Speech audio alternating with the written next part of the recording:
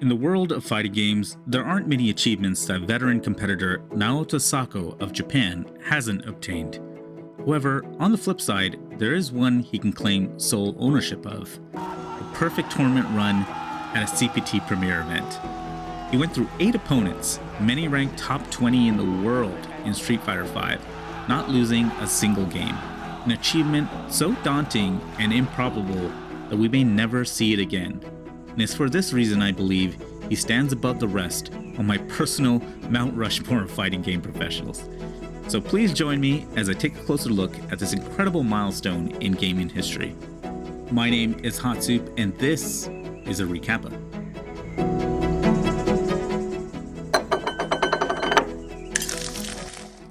Hansu.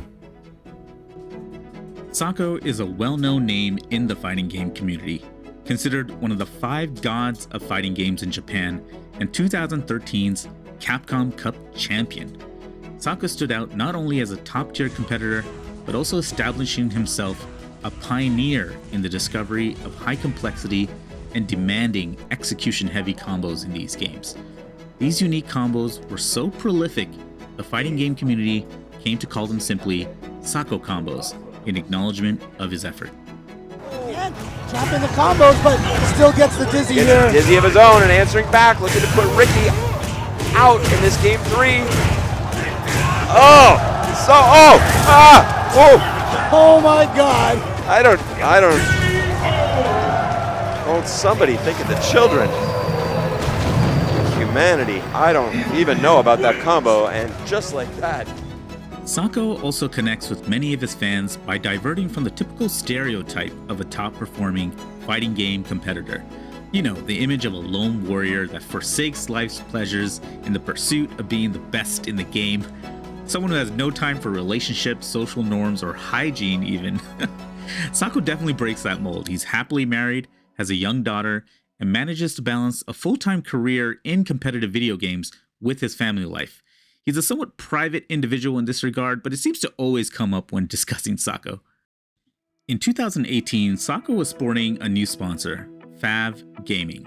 Fav Gaming, a new name in the fighting game space, picked up Sako to lead their fighting game division, with only himself and BlazBlue Evo champion Ryosei on the roster.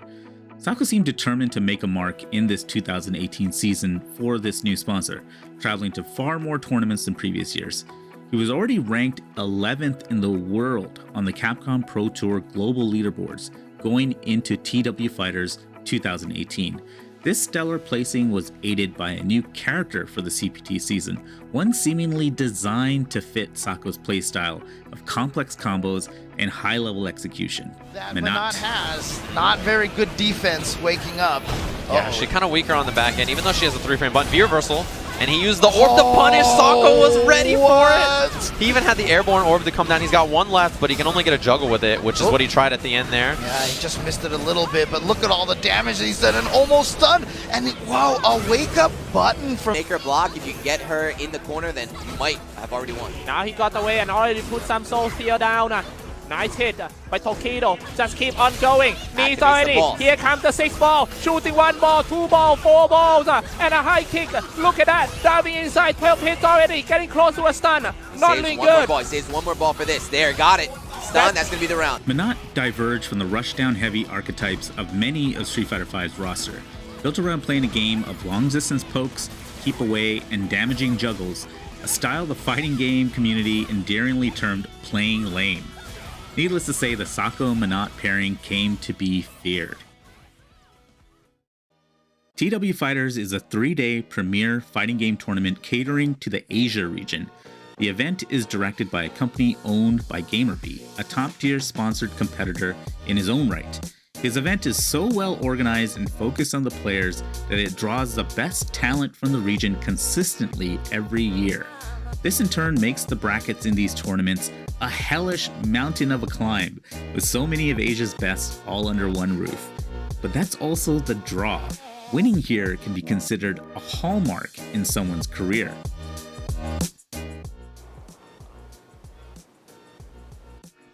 In 2018, over 300 players had registered for the Street Fighter V tournament. Being an open bracket, Sako, like every other player, had to start his climb at the bottom, in pools. Unfortunately, footage doesn't exist of Sako's matches in pools on day 1. He played them all off stream. These 3 matches on day 1 went as expected, with 2-0 wins against Blackmare, David Chen, and Zhao Hei, not to be confused with the Zhao Hai, by the way. All 3 opponents were somewhat known in the Asia Online community, but weren't traveling to other CPT events to be able to rank on the CPT global leaderboards. It's on day 2 where we see our first footage of Sako taking on 26th ranked Storm Kubo, a fellow Japanese player that has seen his fair share of top 8s and had been doing incredibly well in the Capcom Pro Tour, maining Abigail. Typically, large grappler characters like Abigail struggle against lame characters as their slow walk speed makes it difficult to get in close. It was no different here. After a very speedy Game 1 victory by Sako, not dropping a round, Storm Kubo seems unsure how to adjust. For Game 2, he switches to G. Unfortunately, his G did not seem very well practiced. Sako ends Game 2 just as quickly. And back throw. We're still damaged. Stun still built now. Going down steadily. Good stun. That drill was so good. Not Lewinsky. That drill was so plus. The little white dress. And man, FAV Sako showing he still got it, man. With Storm Kubo dispatch, Sako moves up to meet a major challenge, 9th ranked Gachikun. This is a significant game in hindsight, as Gachikun goes on to defy expectations and become 2018's Capcom Cup champion. That was still a few months away, but on paper, Gachikun's Rashid seemed the best character to handle Manat, with multiple options to get in her face to escape pressure. Game 1 has some close rounds, but that Manat V-Trigger 1 just proved to be too much for Rashid to handle. Overhead. What was that? What is this? That was a puts him in the corner. Super awesome side switch. Okay, Rashid escaping again. Okay, nice reaction. Tries to keep the pressure going, but yeah, Sako was greedy for that stun, and Gachikun knew it.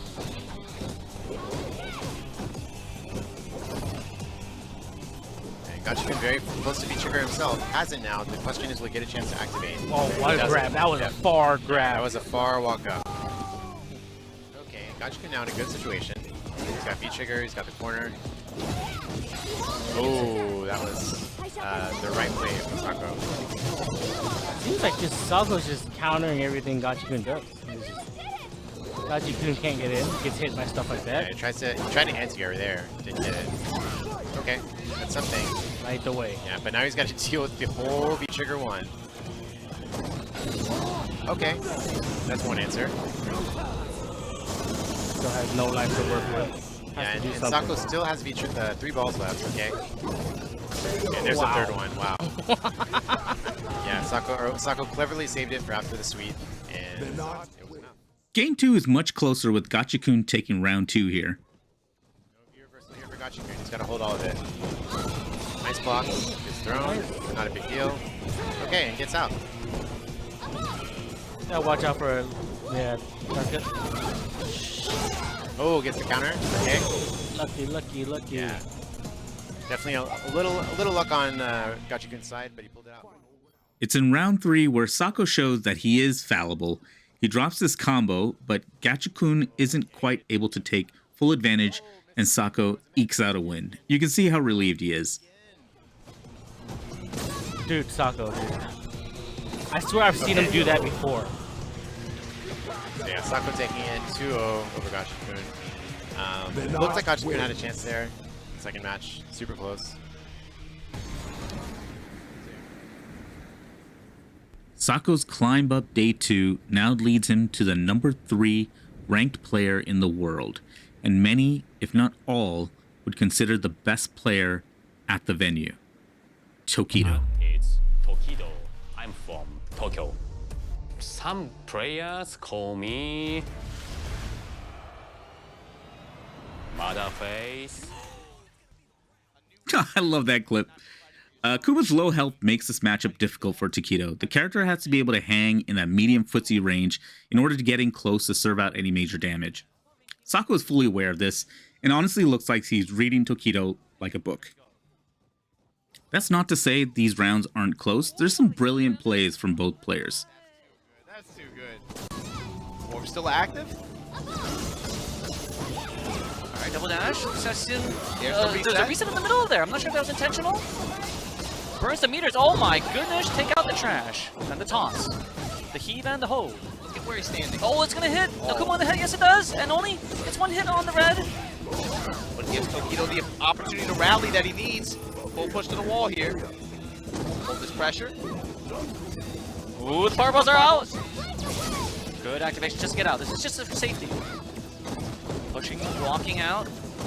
Jumps over. Nice. Tokido he just commits to guard the entire time. Just commits to blocking it. Oh! There's a hit! Wow! On reaction, Super and Sako gonna take this first game over Tokido. What a reaction. This is very much a chess game with positioning.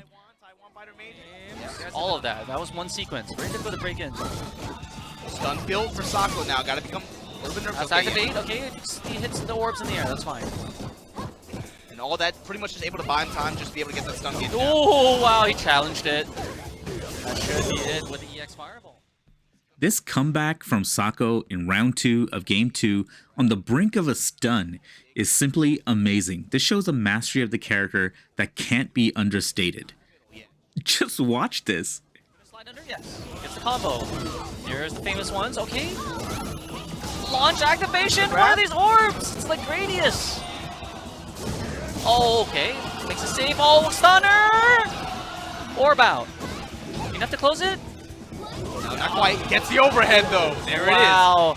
It's literally the power of Family Man. Willing his way through. Incredible. Who was regarded as the most consistent. I'm going to let this last round play out in full. Just watch the footsies that are on a display here. It really could have been anybody's match. Premier points. Him definitely navigating over these fireballs. This barrage by Tokido. Reflecting? Nice no, I don't want any of that. This is definitely a Sako character, man. And these sets, just because he's not doing a Sako combo, the routines that he's doing, the tight strings, a lot of them I mean, the thing with me is, it emphasizes his other strengths is the thing. We know him as an execution monster, but right, he's just playing good neutral. Pioneer a lot of these counter strategies. Tosses him. How much damage that does. Great use of meter. Ooh. Beautiful. That's way the first, he's handling the fireballs. That's the first one he's missed. Timing has been activation. on point. Does it get him? Yes, and it's a crouching Akuma. Oh boy, this is trouble. There was a reset. That's it. That was an unforced error there from Tokido. Sako, the family man, on vacation with his family. He's done it. He's beaten the player everyone had as the favorite to win this whole thing, and not dropping a single game yet. I have to imagine clearing this hurdle was a huge relief for Sako. And there's some great footage of him just celebrating with his family. And this ends day 2. The champ. And the 2-shot for the IG. That's adorable. And the peace sign. Yet the mountain is still unconquered. His journey continues into day 3. 2 opponents stand between him and the grand finals. But he's through the storm. He's comfortably sitting at the top of the winner's bracket, and his first opponent, Itabashi Zangief, is maining Abigail. As we saw earlier, Sako gives no sympathies to grapplers. Go! Going to war here. Itazan gonna have a tough matchup here. This is gonna be, of course, Abigail versus Minot. We already know what to expect from this. This is gonna be a tough one. Abigail has a lot of support, but Minot has the power and feel to be able to do that. Burns the meter. Yeah, block, he's gonna push back, makes it with punish, but... Jab, jab, EX builds that valuable space that Sako wants. Another glorious anti-air. All the vectors, all the spaces controlled now from the orb. Beautiful interruption. That's what you need to do. That's action matchup now. Simple reaction to the flip. Interrupt it. Don't let him get into offense. All of the matches in top 8 are best of 3. And honestly, what you just saw happen plays out over 2 full games. Itabashi Zangief doesn't even get around until game 3. In the final round of the match, Sako gets a bit cocky with this walk-up and pays for it. Still, he manages to close it out and puts Itabashi Zangief into losers. Egyptian goddess. With the brown skins. Oh, with the walkboard! The walkboard! Oh, jumped in. Well, is that a cross-up? Same side cross, what the hell? He landed on the other side. I'm not sure what that jumping medium kick landed on, though. Building. Ooh, missed his Oki timing by several frames. Honestly, I think everyone was just happy this match was over. Yeah, he hadn't shown it on Wake Up. Sako's penultimate opponent is someone many didn't expect to be here. Kappa represents the best player from the Dominican Republic. He had a very impressive run in this tournament. With his main character Guile being a zoner character as well, it was hard to pick a favorite in this matchup. Hits him in the back. However, it quickly becomes apparent Kappa has no idea what to do in the matchup. Also, Z reminds everyone that Sako practices against Daigo's Guile almost every day. Needless to say, this ended up being a bloodbath.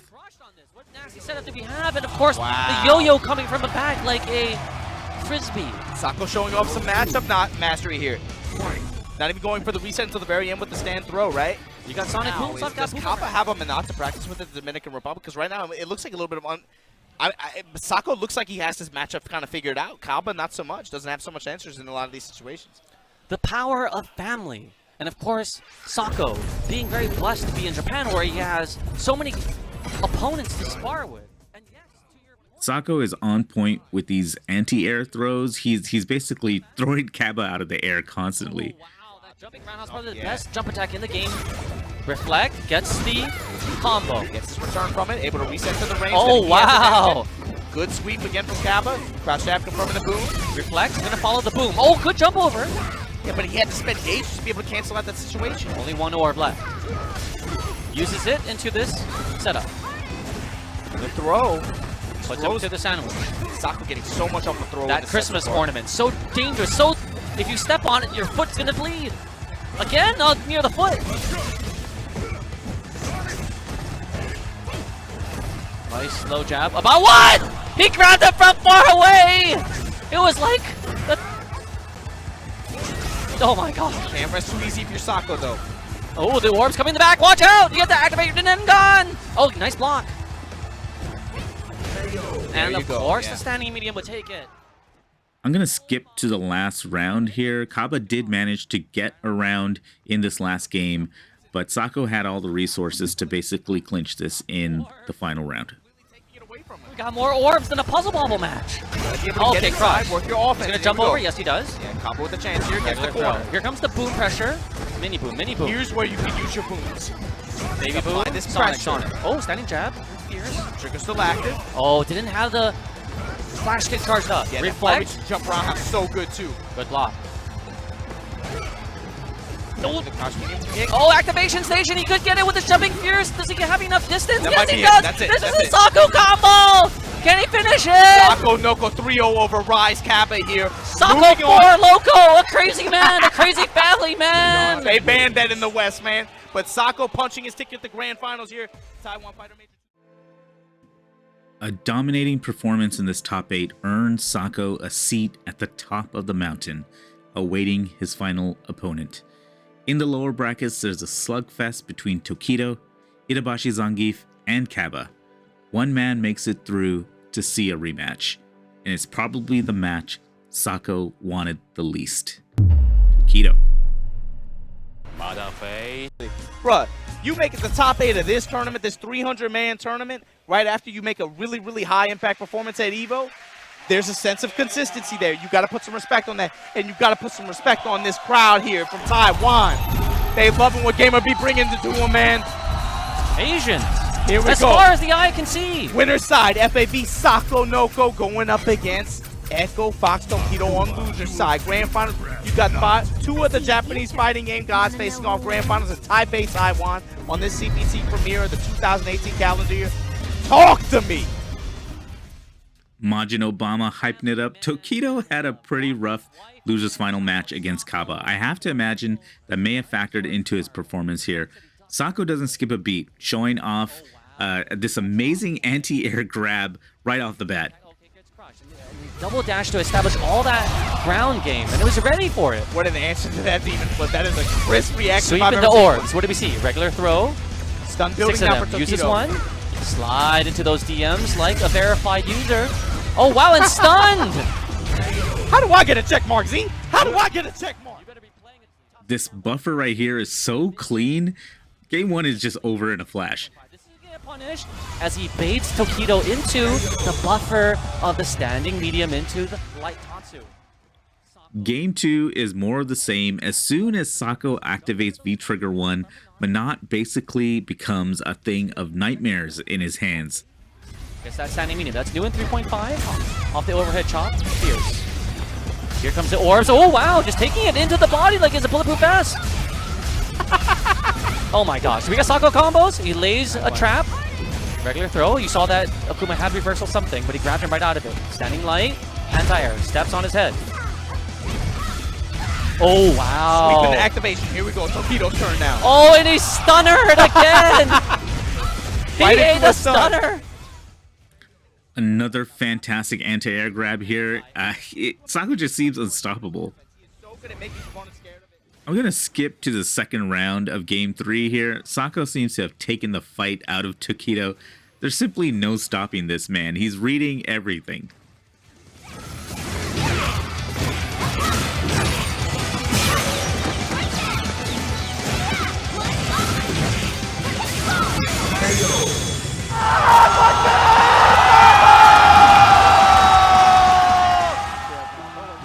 Perfection. You've seen it.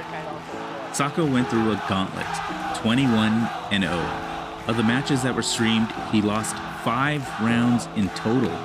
That's incredible.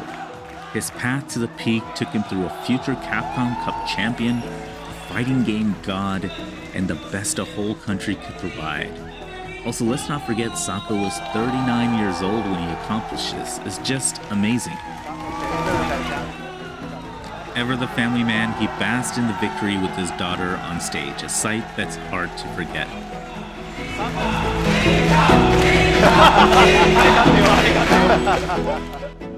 You'll see great players win tournaments, but to see a great person win a tournament like this is rare.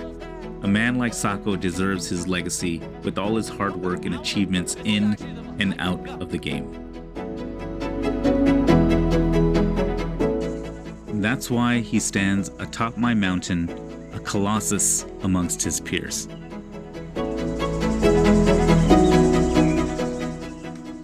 Thank you for watching to the end. If you enjoyed this video, please hit that like button. And if you want to see more, be sure to subscribe. Thank you, and I'll see you in the streets.